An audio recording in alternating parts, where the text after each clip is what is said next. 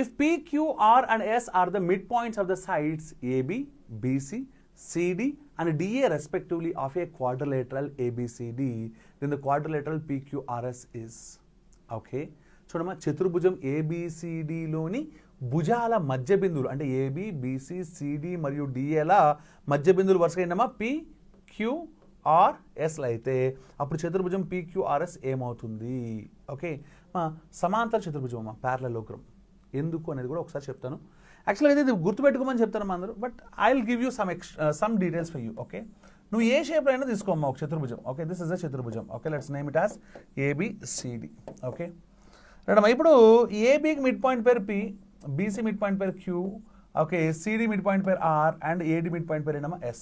ఓకేనా, ఇప్పుడు మనం అబ్జర్వ్ చేస్తుంది ఏంటంటే సపోజ్ అంటే ఒక లైన్ ఇమాజిన్ చేద్దాం. ఓకే, AC అనే లైన్ అది లేదు కదా, దాన్ని ఇమాజిన్ చేద్దాం. ఓకే అమ్మా, ఇప్పుడు ఏబీసీ అనేది ఒక త్రిభుజము, ఈ రెండు మిడ్ పాయింట్లు PQలు, రెండు మిడ్ పాయింట్లు కలిగితే వీళ్ళిద్దరు ప్యారల్ ఉంటారు. అవునా, ఇది పాయింట్ 1, అది పాయింట్ 1.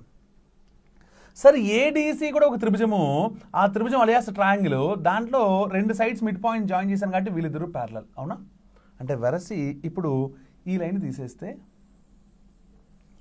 వీళ్ళిద్దరు ప్యారలల్. అవునా, అవునా కాదా?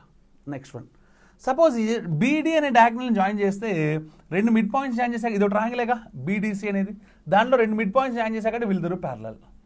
సిమిలర్గా ఏబీడీ అనేది ఒక ట్రయాంగిల్, దాంట్లో కూడా రెండు mid points sides mid points join చేశాక కాబట్టి వీళ్ళిద్దరు ప్యారలల్.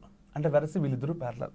అంటే ఇప్పుడు ఈ మధ్యలో ఉన్న ఈ గుర్తెం కానీ తీసేస్తే చూడమ్మా, వీళ్ళిద్దరూ ప్యారలల్, వీళ్ళిద్దరూ ప్యారలల్. ఆపోజిట్ సైడ్స్ ప్యారలల్ అయితే ఫామ్ అయ్యేది ఏంటమ్మా? ప్యారలెలోగ్రామ్ అలియాస్ సమాంతర చతుర్భుజం. సో ఆన్సర్ ఏంటమ్మా?